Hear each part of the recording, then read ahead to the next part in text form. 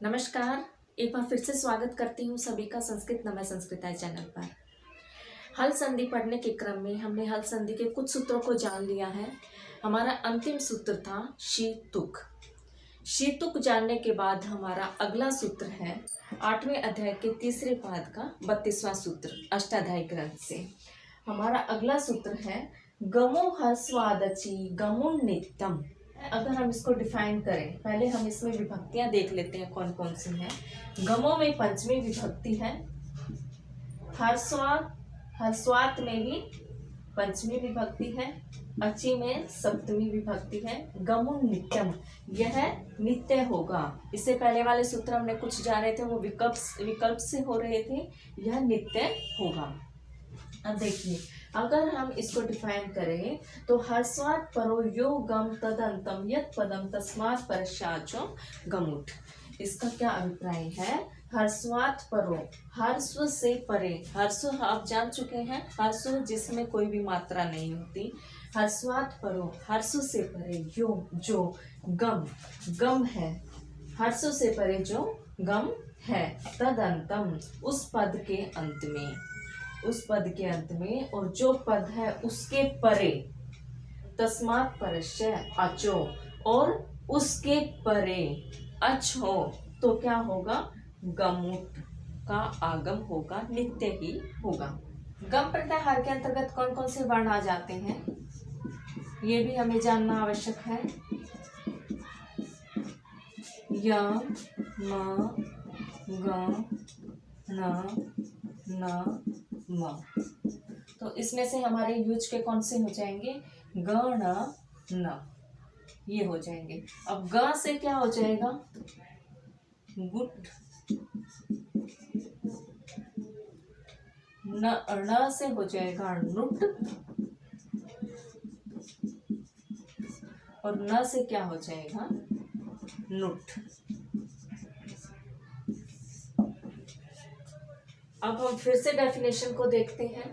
हर्षों से परे, उदाहरण के माध्यम से जानेंगे और क्लियर हो जाएगा।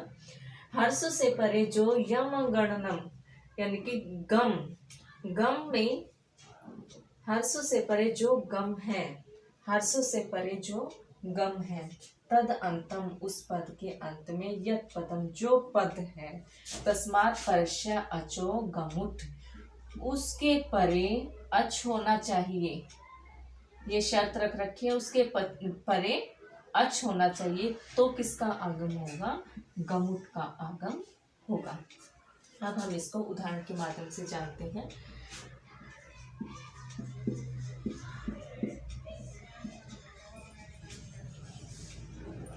उदाहरण, हमारा पहला उदाहरण है प्रत्यंग आत्मा। हम डेफिनेशन पे आते हैं दोबारा से। इन्होंने कहा हर्ष से परे, हर्ष से परे, यहाँ पर हर्ष है य, क्योंकि इसमें आ की मात्रा नहीं है, ई की मात्रा नहीं है, उ की मात्रा, कोई मात्रा नहीं है, तो हम इसको क्या कहेंगे? हर्ष।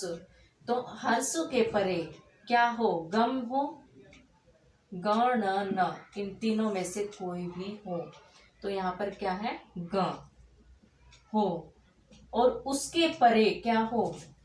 उसके परे क्या हो? अच हो। यहाँ पर अच है अ, तो किसका आगम हो जाएगा? गमुट का आगम हो जाएगा। अब यहाँ पर ग है तो गुट का आगम होगा। क्लियर? तो यहाँ पर हम देखेंगे प्रत्यंग जमा गुट जमा आत्मा। क्लियर?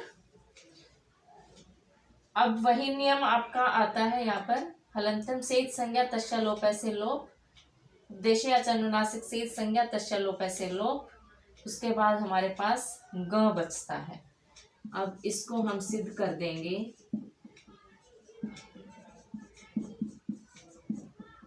ये हमारा बनता है प्रत्यंग आत्मा, सॉरी,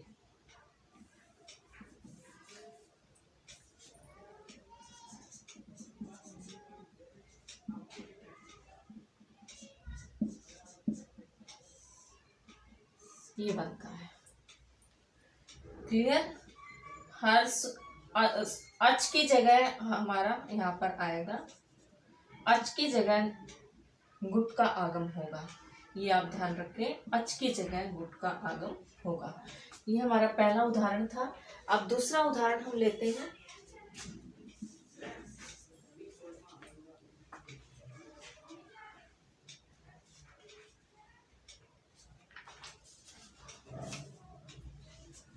दूसरा उदाहरण है हमारा सुगण ईशः।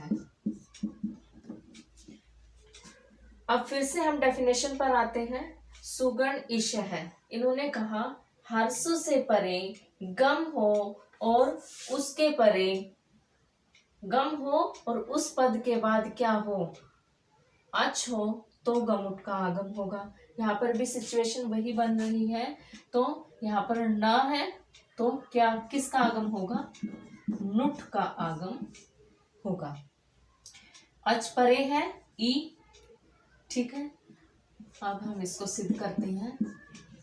सुगण नुट ईशः।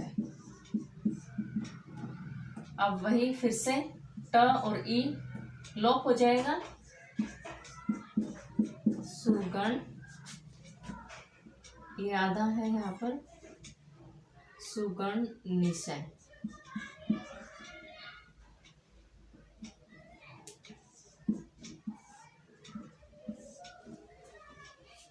क्लियर। अब तीसरा उदाहरण हम लेते हैं।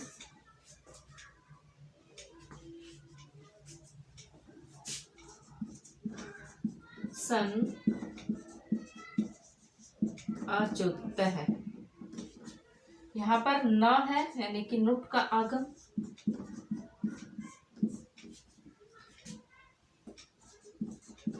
सन नुट अच्युतः।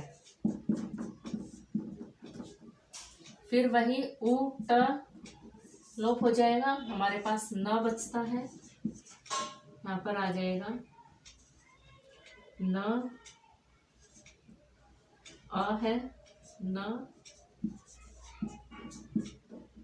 सनच्युतः। इस प्रकार से, तो इस प्रकार से हमारे ये 3 उदाहरण सिद्ध होते हैं। हम फिर से एक बार देख लेते हैं इसको। नमो हर्षवाद अचि गमुन नित्यम। 8वें अध्याय के तीसरे पाद का 32वां सूत्र है। गमु में पंचमी विभक्ति, हर्षवात पंचमी और अचि में सप्तमी विभक्ति है। इसको हम डिफाइन करें तो हर्षवात परो यो गम तदंतम यत् पदम तस्मात् परस्याचो गमुट, अर्थात हर्षों से परे जो गम है और उस पद के बाद अच है तो गमुट का आगम होगा। गम प्रत्याहार के अंतर्गत कौन कौन से वर्ण आ जाते हैं, यम गण नम। इनमें से हमारे युज के कौन से हैं, ग न और न। ग से गुट, न से नुट, न से नुट। क्लियर। उदाहरण के माध्यम से देखते हैं। उदाहरण है हमारे लघु सिद्धांत कौमुदी में 3 उदाहरण दिए हुए हैं। प्रत्यंग आत्मा, प्रत्यंग में किसका आगम होगा, गुट का आगम होगा। ठीक है। आप डेफिनेशन को देखें, उसके बाद इसको सिद्ध करें। प्रत्यंग गुट आत्मा, ट और उ लोप हो जाता है, ग बचता है, प्रत्यंग आत्मा, ये सिद्ध हो जाता है। सुगण ईशः, सुगण नुट आगम होगा। यहाँ पर न, नुट, ट और उ की इच संज्ञा, तशलोप से लोप, ईशः सुगण ईशः। क्लियर। सन अच्युतः, नुट का आगम यहाँ पर हो रहा है, सन नुट अच्युतः, सन अच्युतः। क्लियर। तो इस प्रकार से हमारे ये तीनों उदाहरण इस सूत्र के माध्यम से हल होते हैं।